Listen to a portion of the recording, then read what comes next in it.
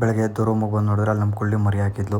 ಮರಿ ನೋಡಿಕೊಂಡು ಹಂಗೆ ಫ್ರೆಶ್ ಅಪ್ ಆಗಿ ತಿಂಡಿ ತಿಂದಾದ್ಮೇಲೆ ಹಂಗೆ ಟೇಬಲ್ ಮೇಲೆ ಹಾಲು ರೆಡಿ ಇತ್ತು. ಹಾಲು ಕುಡಿದ್ಬಿಟ್ಟು ಹಂಗೆ ಗ್ಯಾರೇಜ್ ಕಡೆ ಹೊರಟೆ. ಗ್ಯಾರೇಜಿಗೆ ಬಂದು ನೋಡಿದ್ರೆ ನಮ್ಮ ಬಾಯ್ಸ್ ಎಲ್ಲ ಕಾಯ್ತಾಯಿದ್ರು. ಅವ್ರಿಗೆಲ್ಲ ಒಂದು ಹಾಯ್ ಹೇಳ್ಬಿಟ್ಟು ಅವ್ರ ಜೊತೆ ಹಂಗೆ ಜಾಯ್ನ್ ಆದೆ.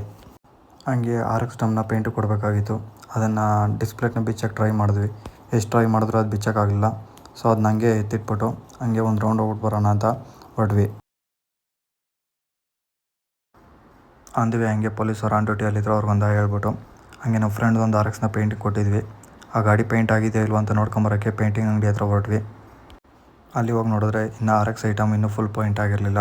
ಸೊ ಅವ್ರ ಹತ್ರ ಮಾತಾಡಿಕೊಂಡು ಯಾವಾಗ ಪೇಂಟ್ ಆಗುತ್ತೆ ಅಂತ ಎಲ್ಲ ಕೇಳಿಕೊಂಡು ಅರ್ಧಂಬರ್ಧ ಆಗಿರೋ ಪೇಂಟ್ ಐಟಮ್ನ ನೋಡಿಕೊಂಡು ಇದೇ RXಗೆ ಒಂದು ವೀಲ್ ಡ್ರಮ್ ಬೇಕಾಗಿತ್ತು. ಆ ಡ್ರಮ್ನ ತೊಗೊಂಡು ತಿರ್ಗೋ ವಾಪಸ್ ಗ್ಯಾರೇಜ್ ಹತ್ರ ಬಂದ್ವಿ.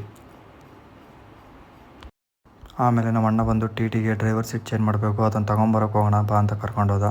ಅದಾದಮೇಲೆ ಡ್ರೈವರ್ ಸೀಟ್ ತೊಗೊಂಡು ಮನೆಗೆ ಬಂದ್ವಿ.